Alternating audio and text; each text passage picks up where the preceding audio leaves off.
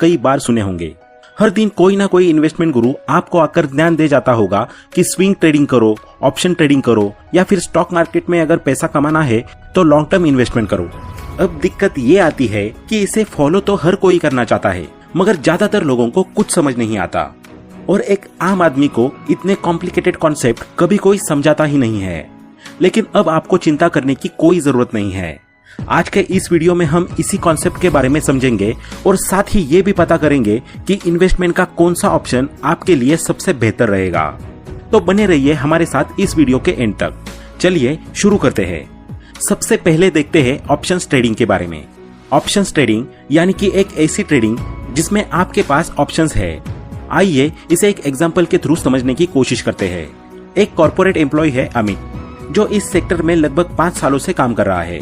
इतने सालों में अमित ने अपने पास अच्छी खासी सेविंग कर ली है और साथ ही खुद को डेट फ्री भी कर लिया है। अब अमित का मन है कि वो एक अच्छी खासी कार खरीदे।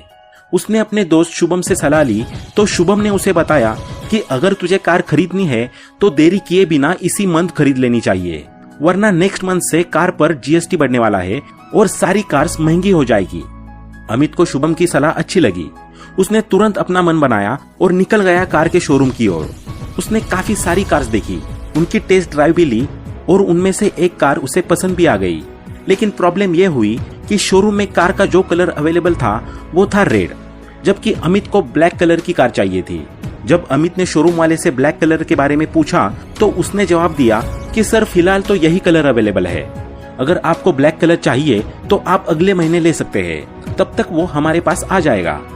अमित अब दुविधा में फंस गया कि अगर वो अभी कार खरीदेगा तो उसे अपना मनपसंद कलर नहीं मिलेगा, वहीं अगर अगले महीने कार खरीदता है तो तब तक उस कार के रेट बढ़ जाएंगे।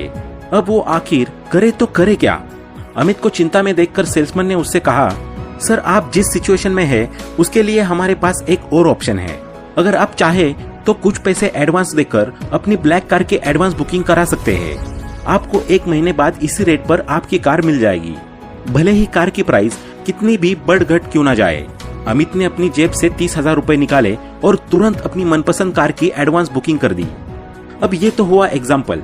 इसी प्रकार शेयर मार्केट में जब इन्वेस्टर को ऑप्शन प्रोवाइड कराया जाता है तो उसे ऑप्शंस ट्रेडिंग कहते हैं। जैसे आपने मार्केट रिसर्च की और आपको एक माचिस कंपनी का शेयर पसंद आया जिसकी मौजूदा कीमत अभी 1,000 रुपए है। अब आपको न्यूज मिली कि ये कंपनी अगले महीने फीफा वर्ल्ड कप की स्पॉन्सरशिप के लिए बिडिंग करने वाली है। अगर मान लीजिए इस कंपनी को स्पॉन्सरशिप मिल जाती है तो कुछ ही दिनों में इसके शेयर्स का प्राइस 4 गुना बढ़ जाएगा। लेकिन दूसरी तरफ ये डर भी है कि अगर इस कंपनी को फीफा की स्पॉन्सरशिप नहीं मिली तो ऐसे में इसके शेयर्स 500 रुपए भी आकर गिर सकते हैं। अब आपके इस कंफ्यूजन को दूर करने के लिए ब्रोकर आपको एक ऑप्शन देता है कि आप 200 रुपए प्रीमियम जमा करा दीजिए। बिडिंग के बाद आपको सेम प्राइस यानी कि 1,000 रुपए में ही शेयर मिल जाएगा। अब आपने प्रीमियम अमाउंट दिया और अपना शेयर बुक करा दिया। अगले महीने बिडिंग हुई और आपकी पसंदीदा माचिस कंपनी को स्पॉन्सरशिप का मौका नहीं दिया गया। इस वजह से कंपनी के शेयर 500 रुपए पर आकर गिर पड़े। अब आपके पास 2 ऑप्शंस है, या तो 1,000 रुपए देकर अपना बुक किया हुआ शेयर खरीद लो, या सेकंड ऑप्शन ये कि आपने जो 200 रुपए का प्रीमियम जमा किया था वो अमाउंट जाने दो। लेकिन अब जब आपको पता है कि शेयर का प्राइस 500 रुपए रह गया है तो 1,000 रुपए देकर वो शेयर क्यों खरीदना? इसलिए आप सेकंड ऑप्शन चुनते हैं और अपना बुक शेयर जाने देते हैं, साथ ही अपना 200 रुपए का प्रीमियम अमाउंट भी जाने देते हैं, क्योंकि इससे आपको सिर्फ 200 रुपए का लॉस हुआ। लेकिन अगर आप वो शेयर खरीद लेते तो आपको सीधा 500 रुपए का लॉस होता। इसी तरह शेयर मार्केट में होने वाले लॉस को मिनिमाइज करने के लिए ऑप्शंस ट्रेडिंग की शुरुआत की गई। ऑप्शन ट्रेडिंग के 2 टाइप है, एक है कॉल ऑप्शन और दूसरा है पुट ऑप्शन। जब आपको लगता है कि किसी शेयर की प्राइस बढ़ने वाली है तो उसका कॉल ऑप्शन खरीदना होता है, और जब आपको लगता है कि किसी शेयर की प्राइस गिरने वाली है तो उसका पुट ऑप्शन खरीदना होता है। शेयर मार्केट में ऑप्शन ट्रेडिंग का उपयोग बहुत ज्यादा किया जाता है, लेकिन ये काफी ज्यादा रिस्की भी माना जाता है। चलिए अब देखते हैं इंट्राडे ट्रेडिंग के बारे में। इंट्राडे ट्रेडिंग एक ऐसी ट्रेडिंग होती है जिसमें आप जिस दिन शेयर खरीदते हैं आपको उसी दिन उसे बेचना होता है। यानी कि मान लीजिए आज सुबह 9 बजे जब स्टॉक मार्केट ओपन हुई तो आपने टीसीएस का एक शेयर खरीद लिया। अब टीसीएस का एक शेयर आपको दोपहर 3:30 बजे मार्केट बंद होने से पहले ही बेचकर अपनी पोजीशन से एग्जिट ले लेना होता है। टाइम की कमी होने की वजह से इंट्राडे ट्रेडिंग को बाकी सभी ट्रेडिंग के मुकाबले बहुत ज्यादा रिस्की माना जाता है। साथ ही इसमें एक्यूरेसी की भी बहुत कमी होती है।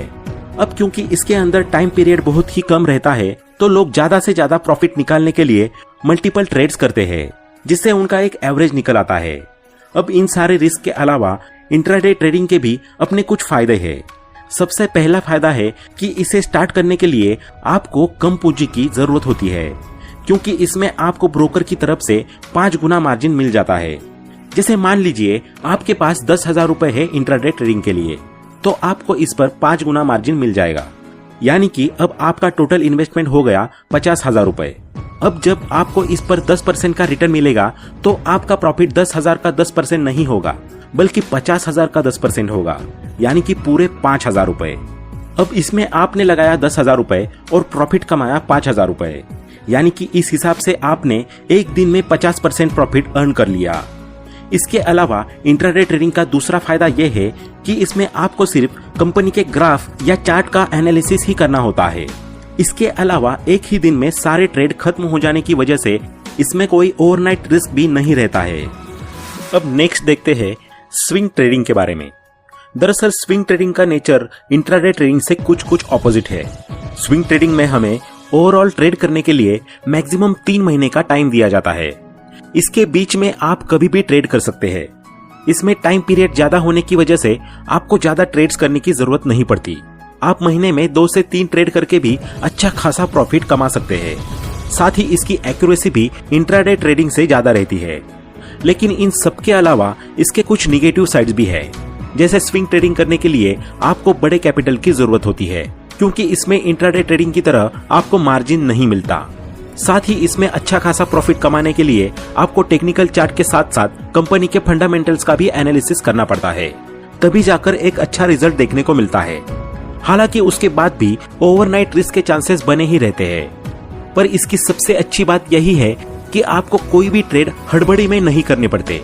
आपको अपना डिसीजन लेने के लिए पूरा टाइम मिल जाता है, जिसमें आप जितना चाहे उतना अच्छी तरीके से एनालिसिस कर सकते हैं। यही वजह है कि बहुत सारे इन्वेस्टर्स जो बिगिनर्स होते हैं, उनको यही सलाह दी जाती है कि अगर वे ट्रेडिंग करना चाहते हैं और अच्छी तरीके से सीखना भी चाहते हैं, तो स्विंग ट्रेडिंग उनके लिए सबसे बेस्ट ऑप्शन है। अब आते हैं हम अपने सबसे आखिरी कॉन्सेप्ट पर, जो है long term investment. Stock market में लॉन्ग टर्म इन्वेस्टमेंट उस इन्वेस्टमेंट को कहा जाता है जिनमें इन्वेस्टर अपना पैसा कम से कम 3 साल के लिए मार्केट में इन्वेस्टेड रखता है। अक्सर ये देखा गया है कि स्टॉक मार्केट में ज्यादातर लोग अपने करियर की शुरुआत एज अ ट्रेडर करते हैं, लेकिन कुछ टाइम बाद ही उन्हें हकीकत समझ आ जाती है और वे बन जाते हैं लॉन्ग टर्म इन्वेस्टर। फिर चाहे वो दुनिया के जाने माने इन्वेस्टर वॉरेन बफेट हो या फिर भारत के बिग बुल राकेश झुनझुनवाला, सभी ने शुरुआत ट्रेडिंग से ही की, लेकिन रिस्क फैक्टर ज्यादा और प्रॉफिट कम होने की वजह से ज्यादातर सभी बड़े इन्वेस्टर्स ने लॉन्ग टर्म इन्वेस्टिंग को अपना लिया। इसके अलावा इसका सबसे बड़ा फायदा यह है कि लॉन्ग टर्म इन्वेस्टिंग में आपका पैसा कंपाउंडिंग होता है, जिसके कारण उसकी ग्रोथ मल्टीपल्स में होती है। वहीं ट्रेडिंग में कंपाउंडिंग को अपना जादू दिखाने का मौका ही नहीं मिलता।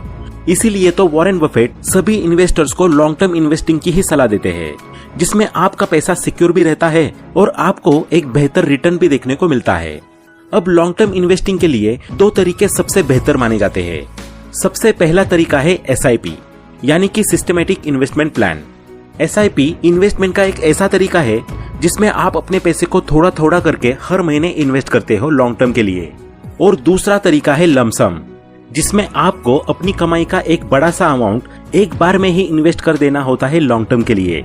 SIP में आप एक अमाउंट फिक्स कर सकते हैं जो आपके अकाउंट से हर महीने डिडक्ट होकर इन्वेस्ट हो जाता है, जबकि लमसम में एक बड़ा अमाउंट एक साथ ही इन्वेस्ट हो जाता है। SIP और लमसम को लेकर अक्सर लोगों के मन में ये प्रश्न रहता है कि उनके लिए कौन सा तरीका बेहतर है। आप उसे भी देख सकते हैं। तो दोस्तों, आज के इस वीडियो में इतना ही। आशा करते हैं कि आपको ये वीडियो पसंद आया होगा। वीडियो पसंद आया हो तो लाइक करें और अपने दोस्तों के साथ शेयर करें। साथ ही चैनल पर नए हैं तो सब्सक्राइब करना ना भूलें। Thanks for watching.